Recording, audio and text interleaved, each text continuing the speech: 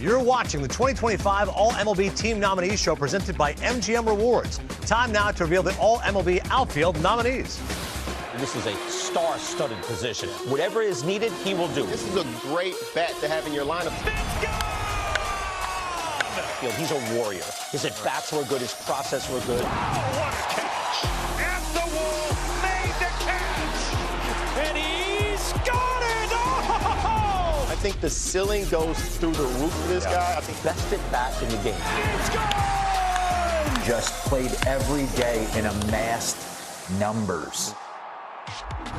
Oh, we got a bevy of talent when it comes to the outfield. How about Randy? Randy Arozarena hit a career-high 27 home runs, his 31 stolen bases, his second most, his first career 25-25 season. Joe Adell, hello, it's me. And Byron Buxton, by the way, set a career high with 35 home runs, playing his most games since 2017. Ramon Laureano, fantastic, ranked in the top 10 among all outfielders, 512 slug, 855 OPS, and a 136 OPS plus. We'll get to Aaron Judge in just a second. Trent Grisham, by the way, 34 home runs. Who saw that coming? And as far as these outfielders are concerned, got to give love to Nando. Fernando Tatis Jr., third among all outfielders, a 6.1 F WAR, trailing only Aaron Judge and Corbin Carroll. Taylor Ward, by the way, 30 and 100. He was fantastic for the Angels and a disappointing season overall for them. So let's talk some more outfielders here and see why certainly at the head of the class, the MVP for many people right now, Aaron Judge does it again. To be a batting champion and 50-plus home runs, remarkable. Hey, as an outfielder, it feels good to see such a strong outfield class, and nobody's better in the outfield class than Aaron Judge. Nobody better in baseball than Aaron Judge. What he was able to accomplish this year, he's gotten a lot of props for the most home runs ever in the history of the game for a player who won a batting title. He fought through a little injury out there in the outfield, but at the plate, he never took a funk. Leading in OPS, leading in slugging, leading in every category except for home runs and RBIs. Aaron Judge, what he's able to do season in and season out, sometimes it's underappreciated because we see it every season. But right here, when you're in the heat of it, you can't take anything away. So I want to give love to the East Coast with Aaron Judge, but I need to work my way all the way back to the West Coast and go to Corbin Carroll with the Arizona Diamondbacks. What he's been able to do this year, we paid so much attention to Judge. What about the Diamondbacks? Corbin Carroll has been so good this year, one of the best outfielders in the game, and what really stands out to me, another outfielder going 30-30. First time in the history of the Arizona Diamondbacks for an outfielder to do that. Seeing him on the bases, he's the best base runner in the game. And you got to talk about he led all of baseball with 17 triples. 80 extra base hits in a season is unheard of from, most players in the game. But yeah, you see Ohtani and Schwarber, but what Corbin Carroll is doing from the first time when he got the contract, we didn't know what it was going to turn into. He's been consistent year in and year out, and I'm excited to see where he finishes up in this nominee show. By the way, you missed 30-30 by 3 steals, if I'm not mistaken. I would have known better. Got more aggressive in the final couple weeks of the season. Mike, as far as Juan Soto, he has signed $765 million contract. You don't make the All-Star team, yet he was almost a 40-40 guy. Yeah, I'm going to just segue by I think I missed 30-30 by 29 steals. Besides that, if I'm a Mets fan and I told you that Juan Soto would set career highs in home runs at 43 and stolen bases at 38, you'd be like, I'll take that season. He answered the bell. I think it's hard to. I know you're not going to a new city because he was in New York the year before, but a new team, you want to impress and you want to have a great first impression on your new teammates, on your new fans. He did every bit of it. So I don't think the Mets, I know they're disappointed with the season, cannot be disappointed in Mr. Soto. He was his normal, fantastic self. I think he's going to make the All-MLB team, which he deserves to. But I'm going to stay in the Big Apple with the person that kind of came in to replace Juan Soto, and that's Cody Bellinger. The Yankees were like, where are we going to replace this production that we lost, the protection for Aaron Judge? Well, Cody Bellinger answered the bell big time. 29 home runs, 98 RBIs, just falling a hair short of that century mark. But he provides great defense anywhere. He's versatile, can play even a Gold Glove first base, anywhere in the outfield, good speed. But I really think he found a home in New York, much like his dad, Clay Bellinger, my former AAA roommate. But a guy who the moment was not too big, the city's not too big, and there were question marks. He's kind of had an up and down type career since that MVP season, 6-7 years ago. He was every bit the Yankees could have asked for. and then some. Yeah, 29 home runs, 98 ribbies.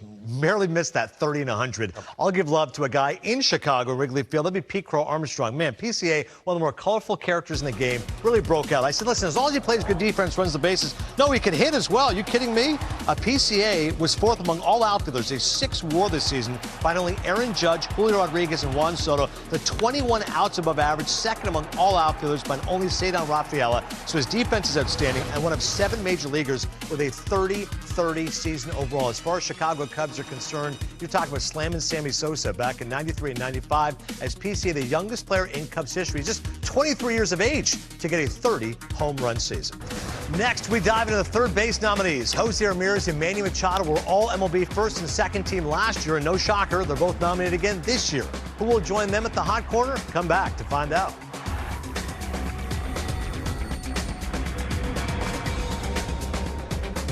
This is the 2025 All-MLB Team Nominees Show presented by MGM Rewards. Here now your nominees for the All-MLB Relief Pitchers. Relief pitcher. These are the sprinters, the thoroughbreds. It's a fine line between dominance and failure. He just twisted him down into the earth. He wins. Ring him up. Got it. He struck him out swinging. That's how you get it done. Swing and a miss. He struck him out. 100-mile-an-hour fastball. The key component to today's strategic game. The relievers, the best ones in the game. Edwin Diaz, 38% strikeout rate, was second best among Major League relievers this season, behind Mason Miller, who's also third in ERA and sixth and fifth. How about Carlos Estevez? He led the majors with 42 saves this season. Batters hit just 171 against his slider overall. Josh Hader, always impressive as well. He ranked in the top 10 among all relievers in ERA, whip, and strikeout per 9. And Robert Suarez, 40 saves, was second in the majors, one behind Carlos Estevez. He certainly did stand out. But honestly, when it comes to relievers, we love our flamethrowers. See why? There's a guy named Mason Miller. Doesn't matter if it was with the A's or the Padres, he's throwing smoke. Yeah, you can go through probably all of those guys in the bullpen, but the one that really stands out to me is Mason Miller. From the time that he moved over from the A's over to the Padres, one of the best pitchers in the game, sub-1 ERA when he went over with San Diego. He's the guy, and it's not too many pitchers like this in the game. He averages over 101 miles an hour on his fastball. With those type of numbers, he's one of the rare guys who you can tell you that a heater's coming, and there's a good chance that you're still not going to get to him. Over 15 strikeouts per 9, one of the best in the game. Put him on my team. Yeah.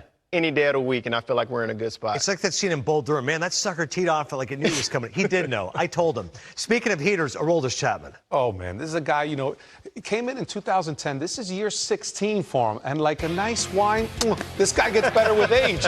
His 2025 version of Aroldis Chapman was his best ever, career best 1.17 ERA, a whip of .7, not only his career best, an MLB best as well. He went through a stretch where 50 straight batters didn't even get a hit. It's impressive coming from a guy whose MO was basically he's got great stuff, but every once in a while he'll get into that wild patch where he'll walk 2-3 batters in a row and get himself into some trouble. So 2025 was exactly the opposite. He was dominant, a lot of strike ones, a lot of strikeouts. And when Alex Cora put him in the 9th inning, it felt like it was game over. Yeah, certainly Chapman is just defying what everyone is expecting of someone of his age. And certainly Miller's amazing. I want to give some love to Andres Munoz. What he did with the Seattle Mariners had a phenomenal season. We talk so much about Seattle's starting rotation, but Munoz, you could lock it down once he came in the game, as he was pretty much automatic for this Mariners team. 1.73 ERA, fifth among all relievers, 38 saves, third most by Carlos Estevez and Robert Suarez. And batters hit just 109, a 133 slug, and a 51% whiff rate against a slider this season. Third among all relievers, a 3.8 WPA, that's win probability added. Overall, Munoz, a fantastic year at the back end for the Seattle Mariners. Now it's time to reveal the 2025 All-MLB starting pitching nominees. This dude has been unhittable in 2025. This dude, what he did against a very good lineup, wow. Swing and a miss. Eat him up. Wicked movement, up on the hands. No chance being able to catch up to that. A front of rotation pitcher, and he's delivered on that. Got it. with an unbelievable job. There are horses, there are aces. This guy is a horse's ace. And you go, well, here we go. I'm going to drop everything I'm doing because this is really cool. What a performance. What a night. This is so entertaining to watch. Eye test. He just shuts you down. You're in for a dogfight against these guys because you might not get one pitch to hit against these guys. They feel like the days that he pitches, it's win day. As long as he's on the mound, he's that good right now. The best starters in the game. How about Hunter Brown? Third in the majors, a 2.43 ERA, trailing only Paul Skeens and Tarek Skubal. Jacob deGrom was fantastic. He was 8th in the majors, 5.2 RA9 WAR, and his 172 2/3 innings, his most in a season since 2019. How about Hunter Green? See why I mentioned Mason Miller, average fastball 101. Well, Hunter Green had the highest average four-seam fastball velocity among all starters at 99.5. Nick Pivetta, 2.36 ERA, 17 starts at Petco this year. He was tremendous as well. Christopher Sanchez struck out 212 batters this season, improving his strikeout 9 from 7.6 to 9.4. And how about Yoshinobu Yamamoto? He led the majors, both a 182 opponent average and a 539 opponent OPS. His splitter in particular was absolutely filthy. Certainly these pitchers are so impressive, and I know, Mike, you're awfully impressed about Garrett Crochet. We'll get to him in just a second. First, see why Paul Skeens. Yeah, he just can't cease to fascinate you what he's able to do on the field. Coming out of 24, sub-2 ERA, comes into spring training, and he adds another pitch to his arsenal with a sinker. The entire baseball world is, what is this guy doing? He knew what he was doing. The league could not adjust to him once again coming into this season. Another dominant year, finishing with a 1.97 ERA, and what I respect so much, going into the last game of the year against the Reds. Two black and white pictures here, Wilbur Cooper and the Babe. He needed 3 scoreless innings to go out there and have a sub-2. Yeah. He went 6. Shutty. It was so impressive that he wants the ball, even in the environment in Pittsburgh where the team is not winning right now.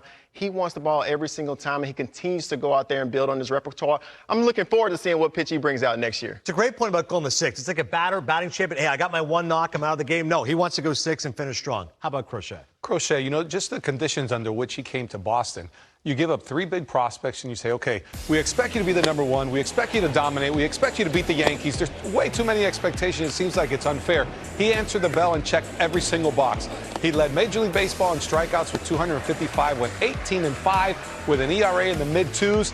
And I think the most impressive part was he did it and he was like, okay, this is just what I do. I came from the White Sox, who were a team very underachieving. He stepped into the spotlight, and it was not a big deal for him at all. I think when you look at that, do you give up your prospects to go after the horse in this situation? You absolutely do. He honestly just fortified that entire rotation. Everyone looked after Garrett Crochet as a true ace. You know, Dan Plesac's fond of saying a bucket full of sassy. I get a bucket full of nasty when I watch Tarek Skubal. This guy is the ultimate competitor for the Detroit Tigers. He goes on that mound, and it's win day. He led the majors, a .89 whip and a 7.3 strikeout per walk ratio. He was second in the majors in ERA, ERA plus, and FIP behind Paul Skeens, and he was second in strikeouts behind Garrett Crochet. Batters hit 154, 227 slug, 110 strikeouts, and 265 plate appearances against his changeup this season. According to StatCast's run value, Skubal's changeup was the most valuable pitch in Major League Baseball this year. Awesome season for the Tigers ace. Coming up next, Mike, Siwa, and I reveal our all MLB teams. Let the debate begin. It's coming up next. Make sure you join us for the MLB Awards Show. It's going to be fantastic, live at 9 o'clock Eastern on MLB Network. Thursday, November 13th at the Chelsea, the Cosmopolitan of Las Vegas. Roy Wood, your host, along with Mookie Betts and a host of other players. Again, voting for it right now, MLB.com. Cannot wait for this, November 13th. In the meantime, we're waiting for this moment here on our All MLB Show. Well, bragging rights. We show off our team. Without further ado, Mikey, give it to us. Well, the best team of the 3 of us will be mine here. So let's start here with the outfield. I think we're going to see a common thread here, but good luck. Juan Soto, Corbin Carroll, Aaron Judge. I have power. I have speed. I have double speed because Juan Soto now steals almost 40 bases. And speaking of domination, the infield, Jose Ramirez, perennial MVP candidate, Bobby Witt, Ketel Marte, Pete Alonso, rounding out the infield. You're going to see a bunch of Schwar bombs out of the DH position. And speaking of bombs, Kyle Rowley, sorry about that, 60 if you like homers. We're going to then cross over to the starting pitchers. I got lefty domination with Crochet, Sanchez, and Skubal. Skeens and Hunter Brown, good night. And closing out the 8th of the 9th, pick your poison. Andres Munoz or Aldis Chapman. Your entire team is dismissed for one reason. Why? No Shohei Ohtani on your team. That is unbelievable. He can't pitch and hit. Schwarbaum's coming your way. 4 in a game. All right, C-Way, give it to him. That's a cute team. that's a really cute team. Show me your handsome team. Let's go. You know what? I think maybe some guys just go and look at the numbers and they just pick the top guys. I understand. That's one way you can go about it. Another way you can go about it is like really using your gut and your baseball acumen to build a great team. A lot of guys are similar. Yes, I see Bobby and Jose left side of the infield. I'm taking Jazz, though. Wow. I'm loving Jazz at second base. I love what he did this year. Shohei Ohtani has to be at the team because, yes, one guy hits 56 home runs, another guy hits 55 home runs, but one guy steals 20 bases while he's at it. So, I mean, Shohei Ohtani leading the league in runs scored, but who wants runs scored? I don't know. Juan Soto, Corbin Carroll, Aaron Judge, the top of the board is the same. And I think what I love so much about my starting pitching is that they don't have to face my starting hitting. Lowell brought it to my attention. I have a lot of lefties in my lineup, but if I just take all the best lefties and put them on my team, you have to put a righty on the mound. And then let me finish the game with Mason Miller, Aroldis Chapman finishing it off. I feel really strong about this team. I cannot penalize Nick Kurtz because the A's took too long to call him up. All right.